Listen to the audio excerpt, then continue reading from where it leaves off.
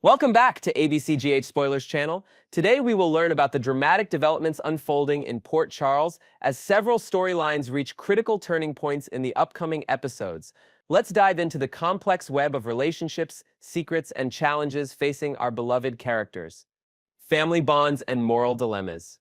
Alexis Davis finds herself trapped in an impossible situation as she sits in her law office with trusted confidant Diane Miller. The weight of knowledge presses heavily on her shoulders as she contemplates the potential consequences of Ava's blackmail scheme. If this video surfaces, everything could fall apart. Alexis confides, her voice trembling with the fear of seeing her daughter face serious criminal charges.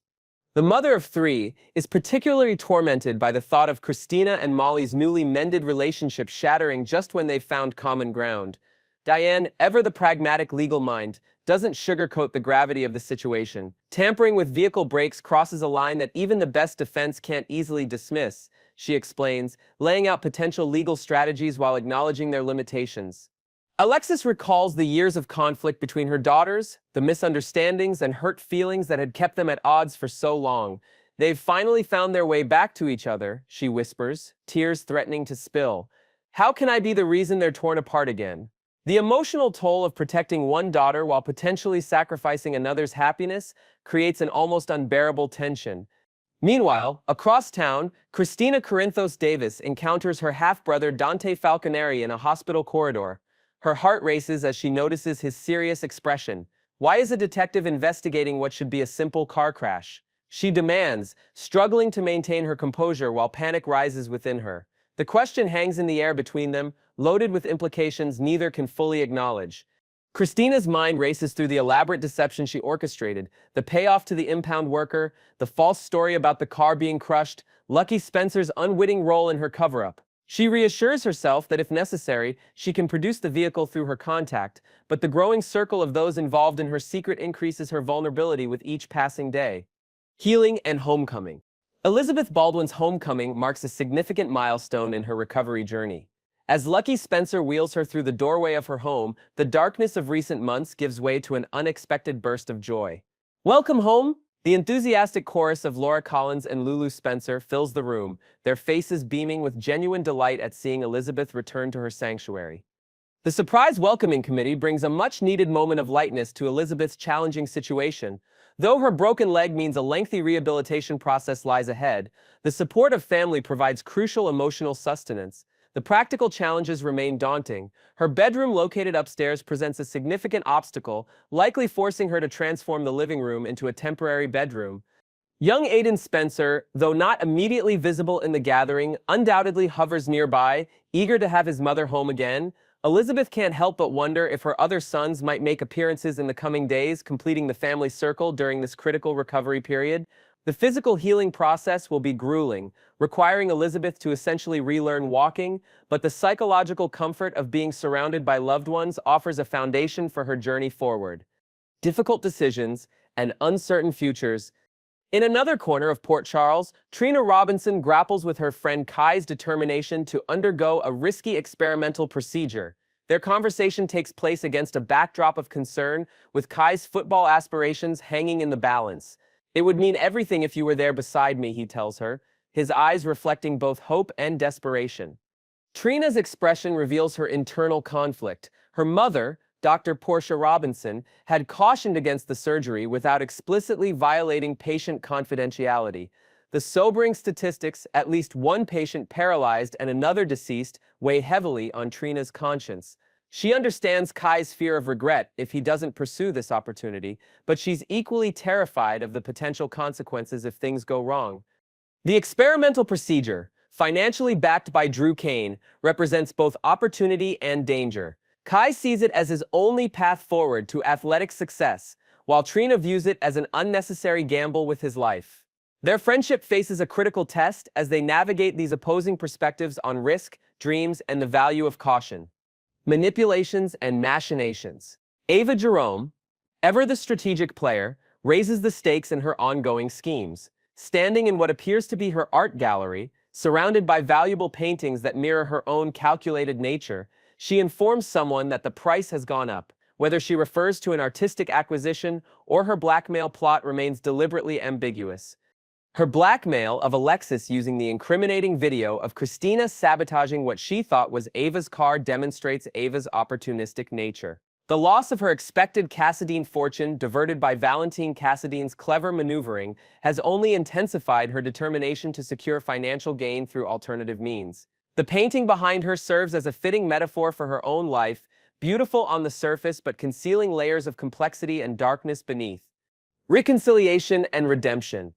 Molly Lansing Davis visits her father Rick in his hospital room, where he continues to recover from injuries sustained in the accident meant for someone else. It would be nice if something good came from all this pain, she suggests, possibly alluding to the unexpected reconciliation with her sister Kristina. The irony of the situation isn't lost on Rick, who knows the full truth about the accident's cause, but has chosen to protect Kristina from consequences. His paternal instinct to shield Molly from the knowledge of her sister's actions reveals a depth of character that transcends his own suffering. Despite being the unintended victim, Rick prioritizes family healing over personal vengeance. Unexpected conversations. Harrison Chase and Lois Cirillo engage in what promises to be a meaningful heart-to-heart discussion. Their conversation likely centers around Brooklyn Quartermaine Chase's teenage pregnancy and the adoption that followed, a chapter from the past that continues to influence present relationships. Lois's role in that life-altering decision comes under scrutiny as Chase seeks to understand the full context of his wife's history. Meanwhile, Brooklyn herself stands outside during a preview clip, her vulnerability evident as she asks someone, "Are you turning me down?" The uncertainty regarding her conversation partner creates intriguing possibilities. Could she be speaking to Chase? The question suggests rejection in some form, adding another layer of complexity to the already intricate Quartermaine family dynamics. As Wednesday's episode approaches, Port Charles residents find themselves navigating a complex landscape of secrets, recoveries, and difficult choices. Elizabeth's homecoming brings joy tempered by physical challenges. Kristina's dangerous secret threatens to unravel despite elaborate precautions. Alexis faces an impossible choice between her daughter's welfare. Trina struggles to support a friend while fearing for his safety. Ava continues her manipulative machinations while Brooklyn faces an apparent rejection. Next, we will learn about the intense moral quandary facing Alexis Davis as she grapples with protecting her daughter Kristina while navigating a dangerous blackmail scheme orchestrated by Port Charles' most notorious art dealer. The emotional fallout threatens to destroy what remains of the Davis family during an already fragile time. A mother's impossible choice. The weight of maternal responsibility has never felt heavier for Alexis Davis as she finds herself trapped in what can only be described as a psychological torture chamber of her own making. Seated across from her longtime friend and legal confidant Diane Miller in the austere confines of her law office, Alexis's normally composed demeanor has crumbled into something far more vulnerable and raw. Her hands tremble slightly as she contemplates the unthinkable choices before her. "I've spent my entire career upholding the law," Alexis whispers, her voice barely audible as she stares out the window at the Port Charles skyline. "And now I'm considering becoming an accomplice after the fact to attempted murder. My own daughter's attempted murder." Diane, ever the pragmatist, doesn't sugarcoat the situation. The video evidence in Ava's possession isn't merely damning, it's catastrophic. The footage clearly shows Kristina methodically cutting the brake lines of what she believed was Ava's vehicle, her face clearly visible throughout the act. No jury in the world would require more than 15 minutes to return a guilty verdict. "The irony isn't lost on me," Alexis continues, a bitter laugh escaping her lips. "After all these years of fighting Sam's criminal tendencies, of trying to keep Kristina away from Sonny's influence, and here we are, nature versus nurture playing out in the most devastating way possible." What makes this situation particularly heartbreaking is the timing. After years of tension and misunderstandings, Kristina and Molly have finally found their way back to each other. The sisters, who once couldn't occupy the same room without verbal warfare, have been sharing meals, exchanging confidences, and rebuilding their fractured relationship. The prospect of this newfound harmony shattering under the weight of criminal charges hangs over Alexis like a guillotine blade. "They've already lost Sam," Alexis whispers, tears threatening to spill. "I can't be responsible for them losing each other again." Sibling suspicions and detective inquiries. The hospital corridor feels unusually claustrophobic to Kristina Corinthos Davis as she encounters her half-brother Dante Falconeri near the nurses' station. The fluorescent lighting casts harsh shadows across his face, highlighting the professional concern etched into his features. Though they share blood through their father Sonny, in this moment, Dante is every inch the detective first and brother second. Why exactly is a detective investigating what should be a straightforward car accident? Kristina demands, struggling to maintain her composure while adrenaline courses through her veins. Her heart pounds so loudly, she's certain Dante must hear it, the telltale heart of guilt made manifest. Dante's expression remains carefully neutral, years of police training evident in his measured response. Standard procedure for accidents involving prominent citizens, he explains, though something in his eyes suggests there might be more to the story. When the district attorney ends up hospitalized with life-threatening injuries, we don't take chances. Christina's mind races through the elaborate web of deception she's constructed. The impound worker she bribed to claim the car had been crushed, Lucky Spencer's unwitting role in her cover-up, the false trail she's created leading away from her involvement. Each lie builds upon another, creating a precarious house of cards that threatens to collapse with the slightest breeze. Well, accidents happen, she replies with forced casualness, her fingernails digging into her palms, even to important people like my sister's father. What Kristina doesn't realize is that her nervous energy radiates from her like a beacon. Dante, trained to notice such things, catalogs each micro-expression and physical tell. Is it simply concern for Rick, or something deeper? The question lingers between them, unasked but palpable. Behind her practiced smile, Kristina reassures herself that her secret remains secure. Lucky doesn't know about her arrangement with the impound worker. The security footage has been erased. If necessary, she can produce the vehicle through her contact. Yet each person involved in her deception represents another potential point of failure, another loose thread that could unravel everything if pulled. Reconciliation amid secrets. The antiseptic smell of General Hospital permeates the air as Molly Lansing Davis enters her father's room. Rick Lansing reclines against the hospital pillows, his complexion still pale from blood loss, monitors beeping steadily beside him. Despite his weakened state, his eyes brighten at the sight of his daughter. It would be nice if something good came out of all this, Molly says softly, settling into the chair beside his bed. Her words carry multiple layers of meaning, though she's unaware of just how complex the situation truly is. Rick studies his daughter's face, noting the absence of the tension that had characterized her expressions for months. You seem lighter somehow, he observes carefully. Molly's smile confirms his suspicion. Kristina and I have been talking, really talking, Dad. Not just exchanging pleasantries or avoiding difficult topics, we've finally broken through the wall that's been between us since Sam's death. The irony of the situation isn't lost on Rick. He alone knows that Kristina was responsible for his near-death experience, that the brake lines cut in what she believed was Ava's car resulted in his accident instead. Yet he's made the conscious choice to protect his daughter's sister from consequences, prioritizing family healing over personal vengeance. She's been so supportive through all of this, Molly continues, unaware of the complex emotions playing across her father's features. Bringing me coffee during my hospital vigils, forcing me to eat when I forget, even making me laugh when I didn't think it was possible. Rick reaches for his daughter's hand, squeezing it gently. Family is complicated, he says, the understatement of the century given what he knows. But at the end of the day, it's what matters most. What Molly doesn't know, what Rick has deliberately kept from her, is that her sister intended to commit murder, that the accident bringing them closer was born from an act of premeditated violence, that Kristina's supportive presence by Molly's side is shadowed by guilt and fear of discovery.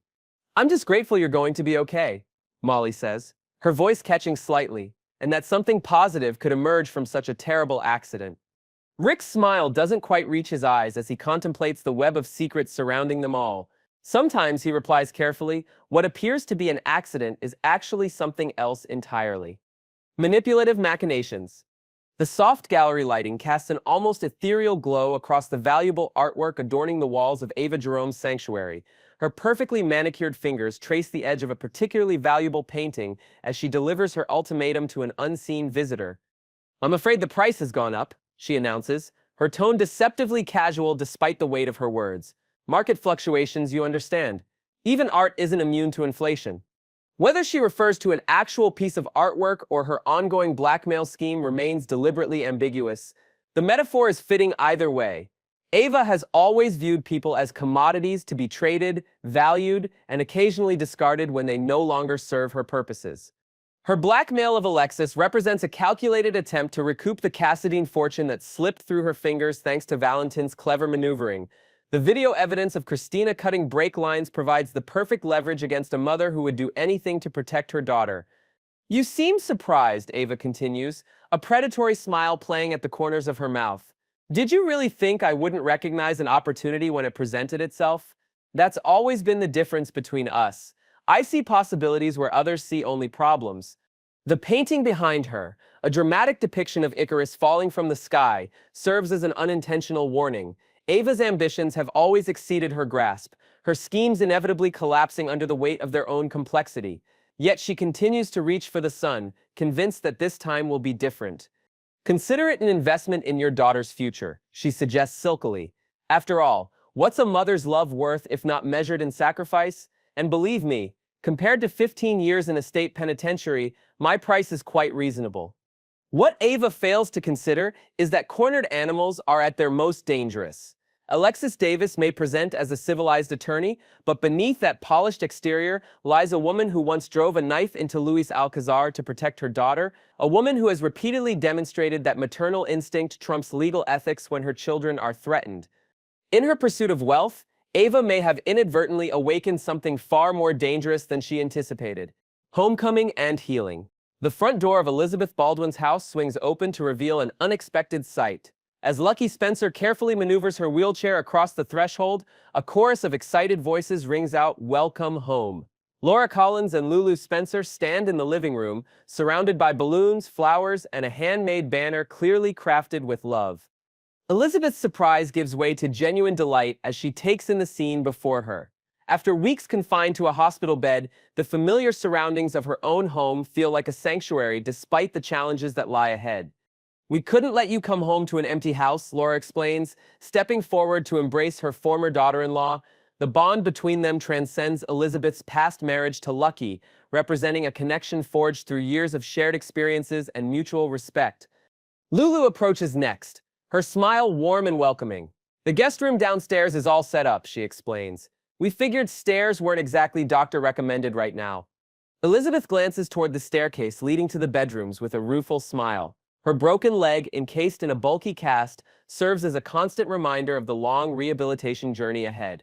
Learning to walk again will require patience, determination, and support, all qualities the Baldwin-Spencer household has in abundance. Though Aiden isn't immediately visible in the welcoming committee, the sounds of activity from the kitchen suggest he's putting final touches on some culinary surprise for his mother's homecoming. Elizabeth can't help but wonder if her other sons might make appearances in the coming days, completing the family circle during this critical recovery period. "Cameron sent this," Lucky says, producing a tablet with a video message queued up. "He couldn't get away from school, but he wanted to be here in spirit." As Elizabeth settles into her temporary downstairs bedroom, she's struck by the contrast between her physical limitations and the emotional fullness surrounding her. The road to recovery stretches long before her, but for the first time in weeks, she feels the weight of isolation lifting from her shoulders. Difficult decisions and uncertain futures. The campus courtyard provides a picturesque backdrop as Trina Robinson listens to her friend Kai outline his plans for a risky experimental procedure. Spring flowers bloom around them, their vibrant colors at odds with the serious conversation unfolding.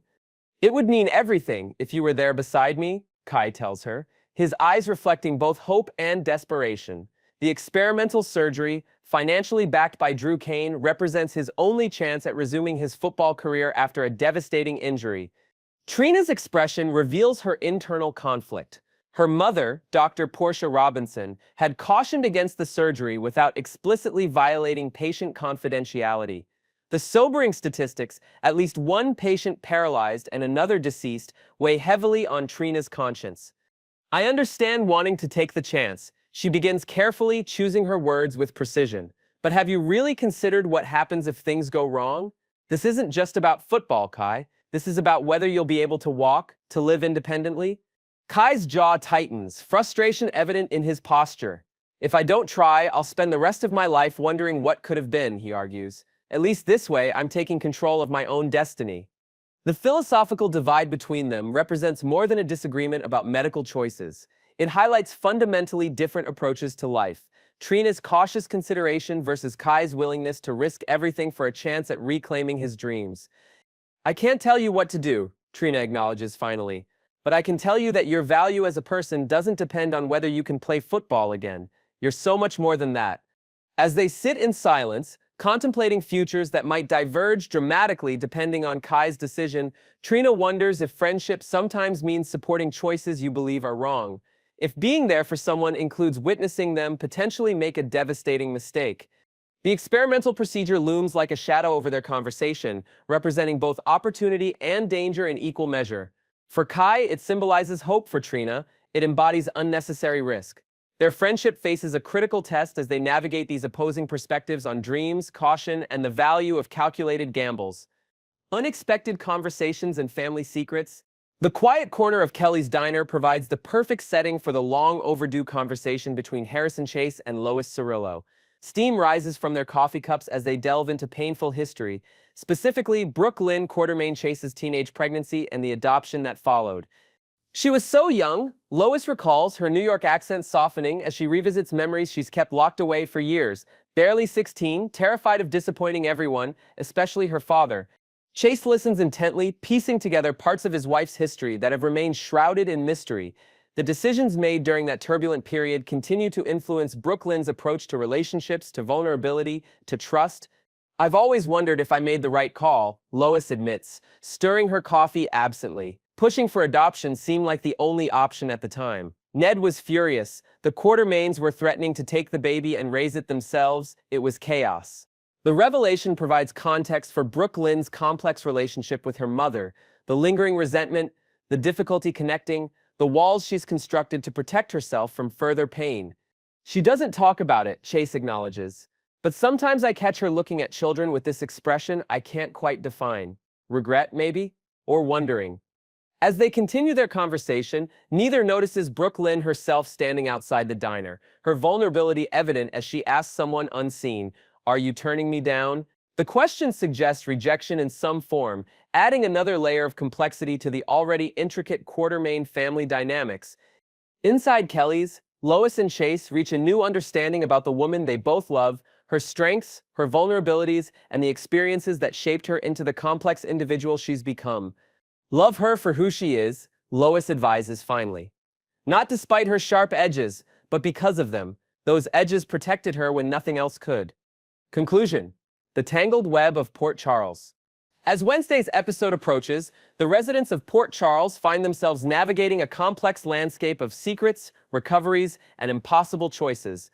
Elizabeth's homecoming brings joy tempered by physical challenges. Kristina's dangerous secret threatens to unravel despite elaborate precautions. Alexis faces an impossible choice between her daughter's welfare. Trina struggles to support a friend while fearing for his safety. Ava continues her manipulative machinations while Brooke Lynn confronts apparent rejection. These interconnected storylines highlight the fundamental theme that has always defined General Hospital: the power of choices to ripple through multiple lives, creating unexpected consequences and forcing characters to reveal their true priorities when faced with impossible situations. As viewers, we're invited to witness these complex human dramas unfold, reminding us that in Port Charles, as in life, nothing is ever simply black and white. The coming days promise revelations, confrontations, and perhaps even redemption for some. Will Alexis find a way to protect Kristina without sacrificing her principles? Can Elizabeth rebuild her strength with the support of her unexpected welcoming committee? Will Ava's blackmail scheme succeed, or will it backfire spectacularly as so many of her plans have before? One thing remains certain: in the world of General Hospital, today's secrets inevitably become tomorrow's scandals, and no one remains untouched by the ripple effects of decisions made in moments of desperation, love, or fear.